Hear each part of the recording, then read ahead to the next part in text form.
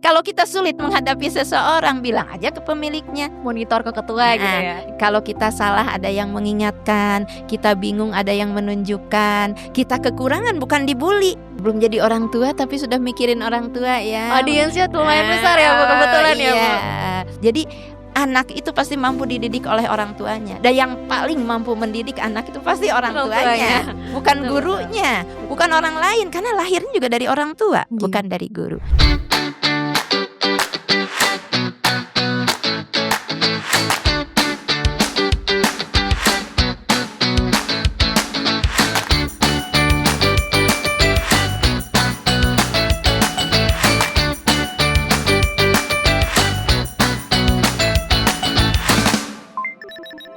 Better education for better life.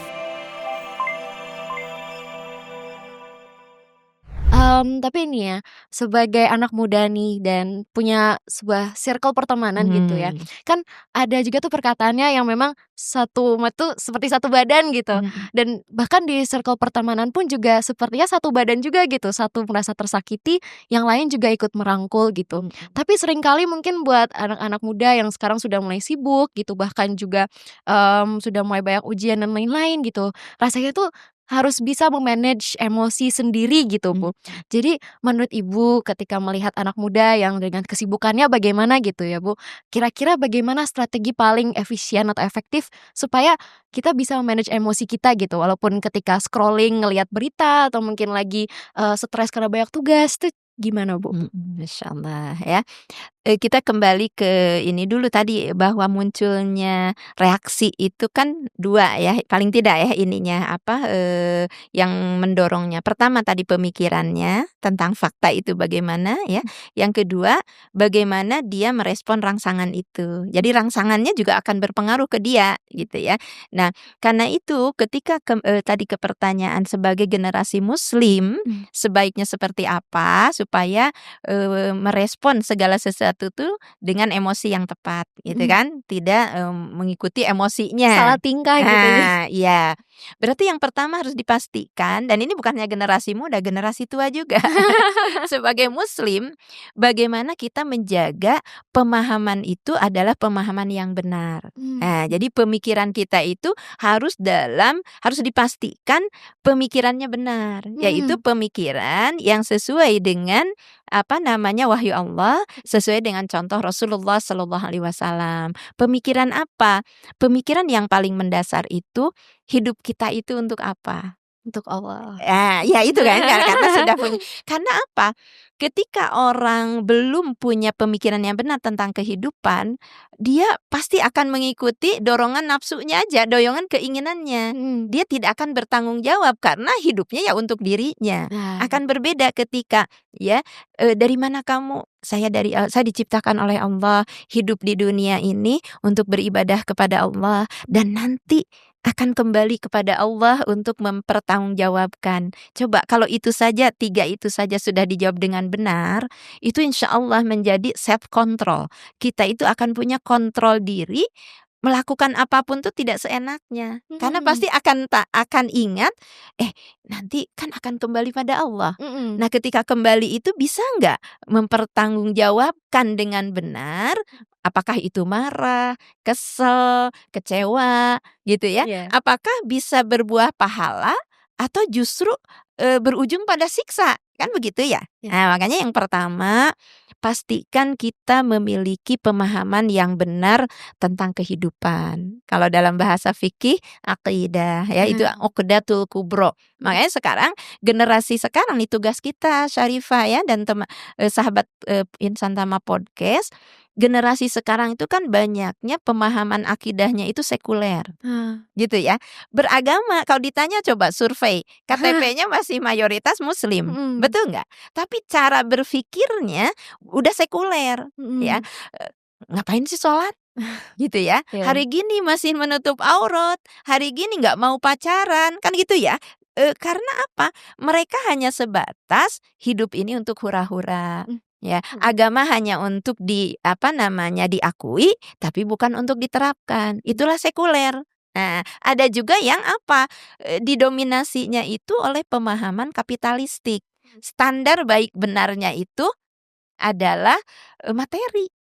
Saya marah kalau saya bisa dengan marah itu menghasilkan uang, gitu kan? Bikin konten Iya, marah-marah bikin gitu. konten marah-marah.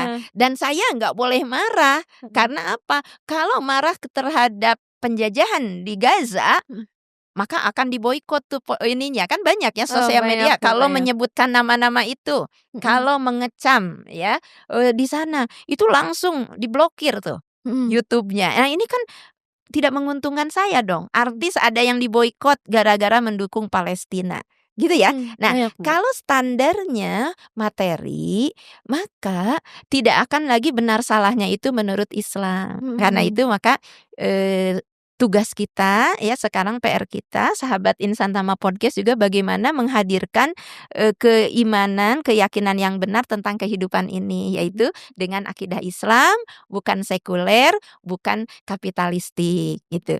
Nah, kemudian yang kedua, karena yang akan mempengaruhi itu juga rangsangan. Tadi ya, berarti kalau kita ingin meresponnya dengan benar, harus memperbanyak rangsangan-rangsangan ke arah kebenaran, gitu ya. Nah, kalau banyaknya rangsangan ke arah kekerasan, rangsangan itu ke arah bagaimana melampiaskan segala sesuatu itu tergantung aku sukanya ini, jadi bukan Allah sukanya apa, tapi aku yang suka.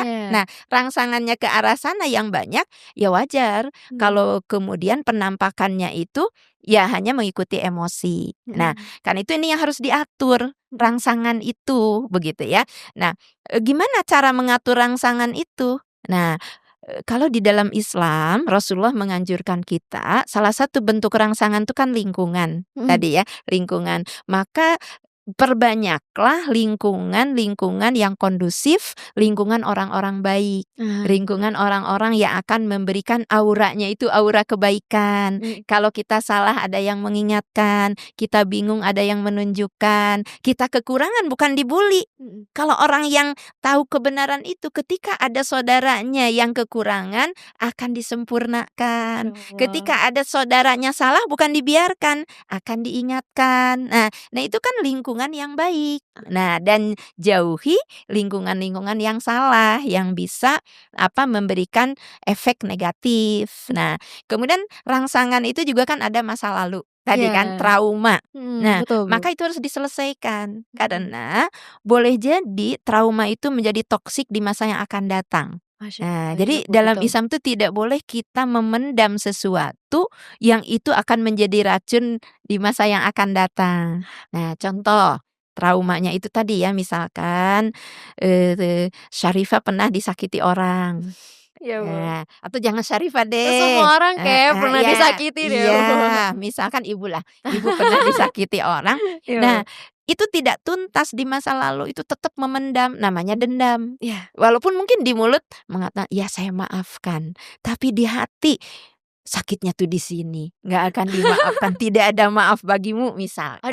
Nah, itu mungkin ketika rangsangannya tidak muncul itu akan bisa diredam. Dia tidak marah kepada orang itu, tidak kesel karena tidak ada rangsangan.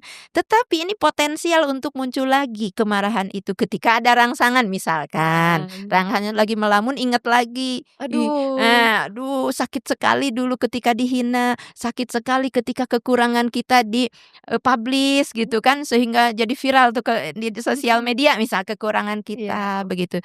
Nah, kan sebenarnya sudah tidak terjadi, tetapi diungkit kembali oleh kita ya, karena kita belum menuntaskan. Nah, karena itu maka di dalam Islam itu berikutnya untuk menuntaskan tuh salah satunya ada apa? Maaf. Kita harus mampu memaafkan. Nah, dan maaf itu bukan formalitas. Maaf itu seperti ampunan. Allah itu ketika mengampuni seorang hamba berapapun, sebanyak apapun dosanya, ketika Allah mengampuni maka 0. Seperti bayi yang baru lahir. Masya Allah. Nah, ketika saya memaafkan orang, ibu maafkan, harus seperti itu. Jadi tidak ada, dulu kan kamu begitu sama ibu. Jangan diungkit-ungkit lagi nggak gitu. boleh. Ya, Berarti Bang. yang kalau sudah maaf, berarti sudah. Memang tidak ada lagi konsekuensi dari kesalahan dia. Maafkan. Gitu ya. Nah, jadi itu harus menuntaskan itu. Nah, kemudian berikutnya supaya rangsangan itu tidak menjadi rangsangan yang buruk, kita harus mampu memahami faktanya dengan benar. Kadang begini ya, Syarifah juga sahabat Insan Tama Podcast, kita itu merespon itu bukan merespon fakta, tapi persepsi kita. Betul, Gitu. betul. Contoh begini, Syarifah baru datang, Iya. ya Syarifah lagi ya, atau ini maaf ya kalau dicontohkan Aman, terus. Bu, aman, Bu. Nyaman nggak kalau dijadikan contoh? Nggak Nyaman apa-apa, Bu, aja ya. aman, Bu. Ya. Atau jangan Syarifah deh. Seorang suami datang bawa oleh-oleh. Waduh. Nah, kan harusnya seneng ya istrinya karena dibawakan oleh-oleh. Si istri itu salah memberikan rangsangan. Berapa harganya? Waduh. Nah, kan faktanya bertanya. Iya. Tetapi persepsi yang ada di suami karena sering ditanya harga dan setelah itu suka, kamu mah kemahalan. Waduh. Kamu mah nggak bisa belanja gitu kan. Mm. Itu bisa ada pengalaman masa lalunya begitu. Pertanyaan itu jadi persepsi. Nih istri saya akan memperkarakan. Saya dianggap tidak bisa belanja, kemahalan tuh. Nah, jadi respon dia itu apa? Bukan menjawab. Bukan harusnya apa? Kalau ditanya berapa harganya? Dijawab Jawabannya aja. 10.000 misalkan. Tetapi karena persepsi jadi emosi. Nah, dia betul-betul. ya, jadi apa? Memang bapak itu nggak bisa belanja. Nanti lagi ibu aja yang belanja. Itu kan udah respon kan? Iya, betul. Nah, kenapa dia merespon dengan bentuk tersinggung? Karena dia bukan merespon fakta, tapi dia persepsi yang ada pada benak dia.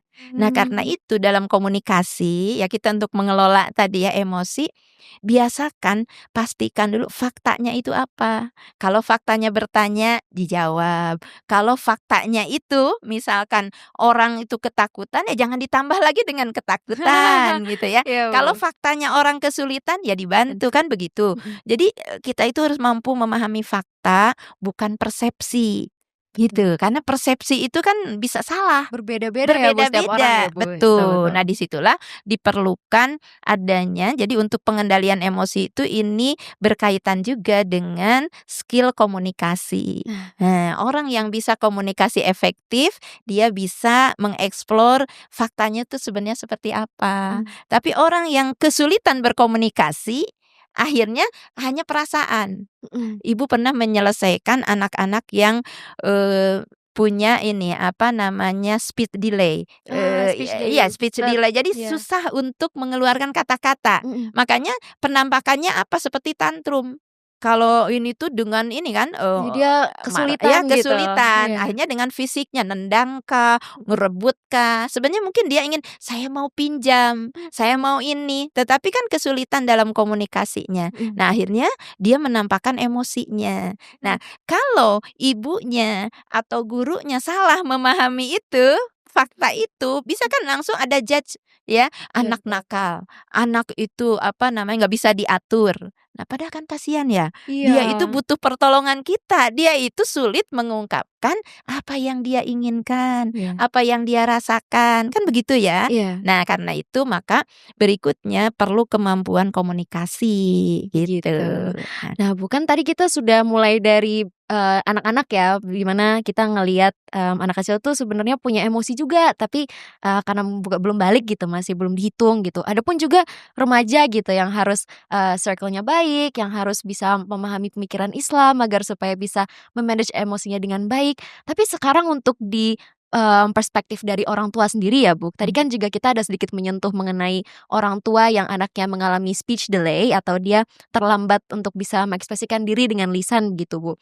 Kira-kira role orang tua dalam membentuk karakteristik atau istilahnya personality anak yang bisa memanage emosinya itu besar nggak, Bu? Dan bagaimana caranya supaya orang tua itu bisa pada akhirnya mengajarkan emosi manajemen yang baik gitu kepada anaknya? Masya Allah, tabarakallah. Belum jadi orang tua tapi sudah mikirin orang tua ya. Audiensnya lumayan besar ya, Bu, kebetulan ya, Bu. Berkah-berkah ya. Persiapan jadi orang tua. Masya Allah. Iya. Di dalam Islam perang orang tua itu sangat besar sekali ya. Kullu mauludin yuladu 'alal fitrah. Setiap yang dilahirkan itu anak itu dilahirkan dalam keadaan fitrah. Fa abawahu yuhawidannihi au yunasirannihi au yumajisannihi. Kedua orang tuanya yang akan menjadikan dia Yahudi, Nasrani, Majusi atau Islam. Akan menjadikan anak itu pemarah anak itu pendiam, anak itu posesif, anak itu meledak-ledak, anak itu tidak bisa diatur, ada peran orang tua. Nah, karena itu maka bagaimana caranya supaya orang tua bisa memerankan tadi ya tanggung jawabnya. Yang pertama, dia harus menerima itu sebagai amanah dari Allah. Karena kalau kita menjadikan anak sebagai beban, seperti Syarifah kalau menjadikan PR sebagai beban. Aduh, Apa? Belum mengerjakan sudah berat.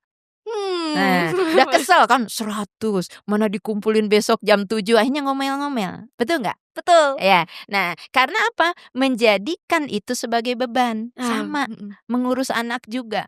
Mungkin hanya 1, tapi kalau udah dianggap beban pasti berat. Nah, tapi walaupun anaknya banyak, dulu tuh anak 13, 20, tidak beban, enjoy aja. Kenapa? Karena itu justru menjadi peluang dia untuk mendapatkan pahala terbaik di sisi Allah. Nah, gitu ya. Masya Allah. Jadi yang pertama harus punya pemahaman yang benar bahwa ini adalah amanah dari Allah. Kemudian anak itu investasi. Iya, investasi. Jadi Syarifah itu investasi bagi kedua orang tua. Masya Allah. Nah, man mata bani Adam in qata'a amaluhu illa min salasatin. Ketika mati anak Adam, seluruh manusia mati.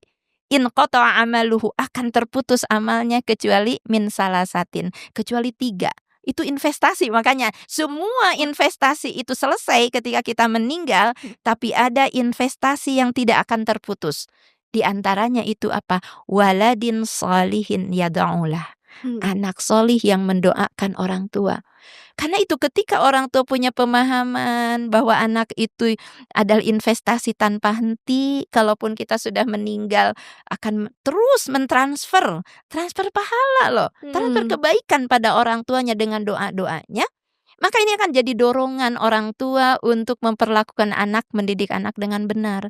Tapi kalau hilang sisi ini, orang tua tidak paham ini investasi, boleh jadi ada orang tua yang memilih investasi lain. Dia bekerja, anaknya dididik oleh yang lain. Anak dididik oleh gadget, anak dididik oleh tontonan, anak dididik oleh game, anak dididik oleh pengasuh, anak dididik oleh yang lain. Nah, gimana anak akan solih kalau orang tuanya tidak mendidik? Nah, karena itu yang kedua, pahami bahwa ini investasi. Kemudian yang ketiga, ya, yakini bahwa ketika Allah memberikan amanah pada kita, pasti kita mampu. Gitu. Apapun tanggung jawab Syarifah sebagai pelajar? Belajar. Nah, itu harus yakin bahwa pasti mampu belajar. Amin. Nah, iya, karena kalau awal kita saya nggak bisa. Kalau sudah dikatakan saya nggak bisa, pasti nggak bisa. Karena secara mental, secara psikologis kita udah kalah. Saya nggak bisa. Tapi ketika saya bisa, walaupun faktanya mungkin sulit, karena saya bisa, saya akan berusaha sampai titik penghabisan, kan begitu. Nah, orang tua ketika memandang bahwa mendidik anak itu sulit, mendidik anak itu seolah-olah nggak bisa, pasti akan sulit. Tapi ketika yakin, la yukallifullahu nafsan illa wus'aha.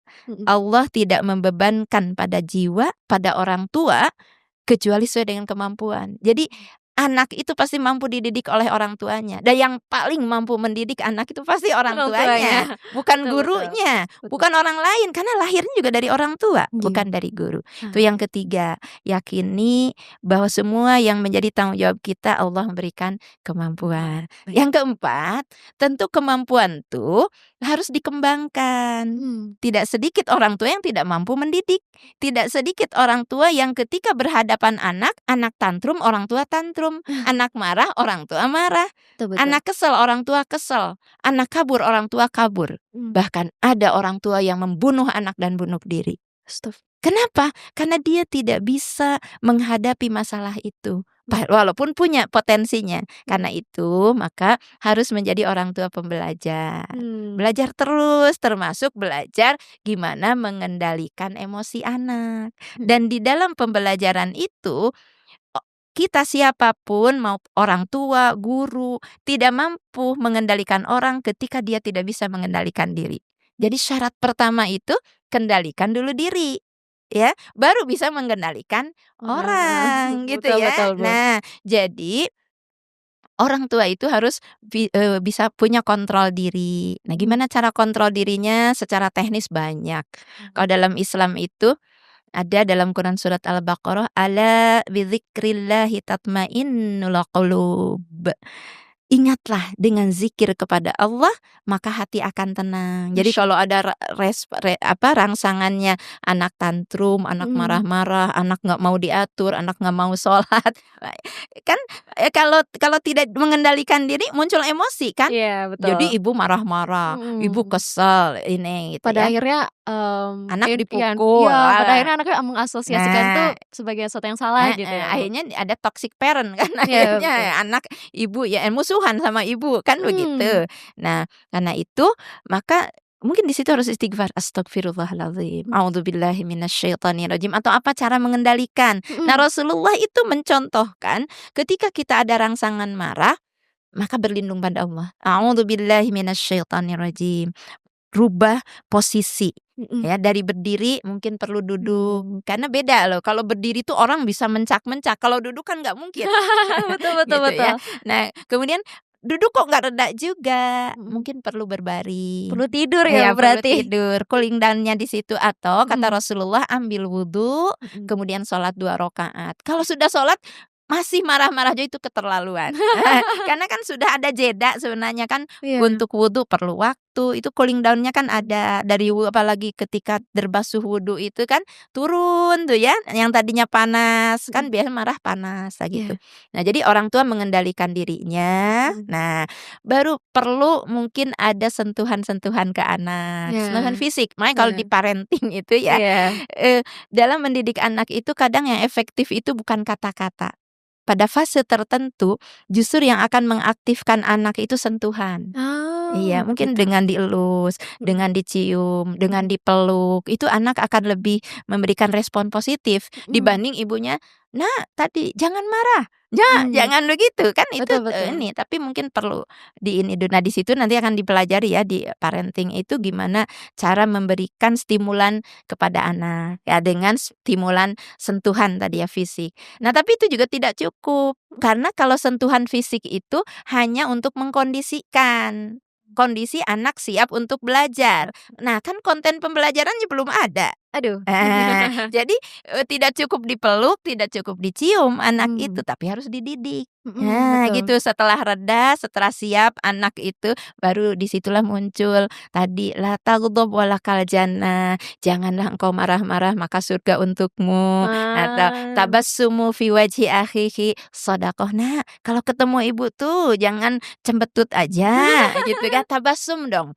Senyum. Senyum, fi wajhi akhihi shadaqah, itu adalah sedekah. Nah, itu konten. Jadi ibunya berarti harus pinter tentang Mhm. konten yang akan dididik ya. Mhm. Ngajarin apa, cara makan, cara sholat, cara kalau marah bagaimana, kalau sedih seperti apa. Nah, jadi berikan konten pembelajaran ya.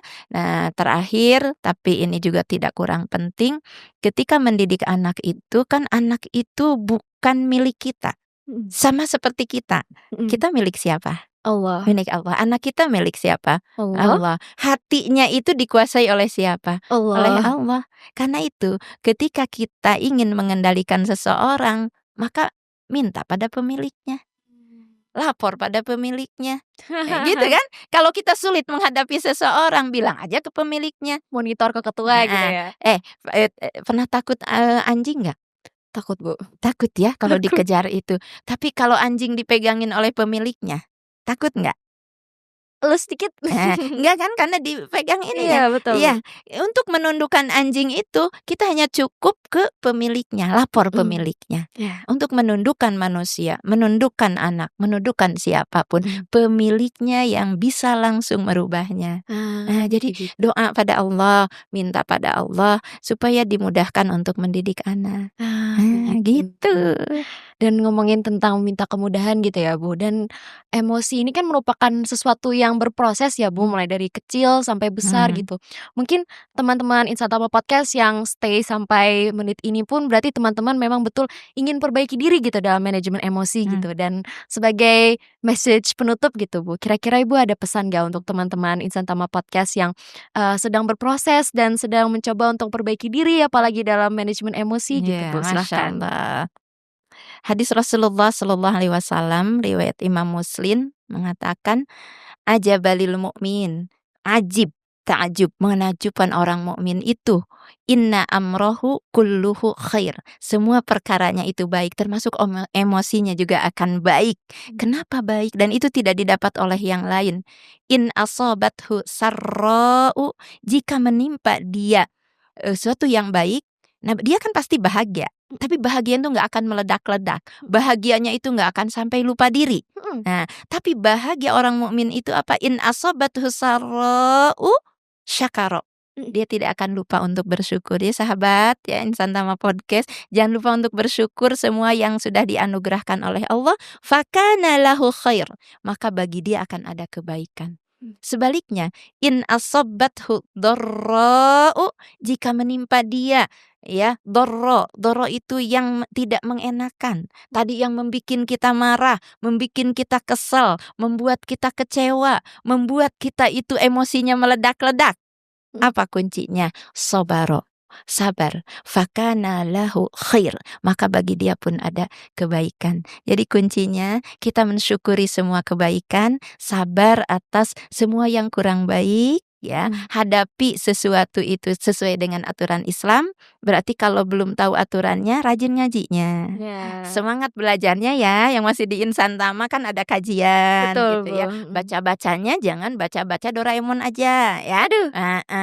Baca-bacanya baca-baca yang literasi Islam. Nontonnya jangan K-pop aja. Nontonnya juga podcast-podcast para ustadz, ustazah. Apalagi kayak gitu. podcast Insan Tama ya Bu. Iya, podcast Insan Tama insya Allah mencerdaskan, melahirkan generasi pemimpin insya Allah. Apalagi nih pematerinya kayak Bu Dede nih. Dan kayak Syarifah. Itu pesan ibu, hadapi dunia ini dengan bersyukur, dengan bersabar, dan jangan lupa untuk terus belajar Islam.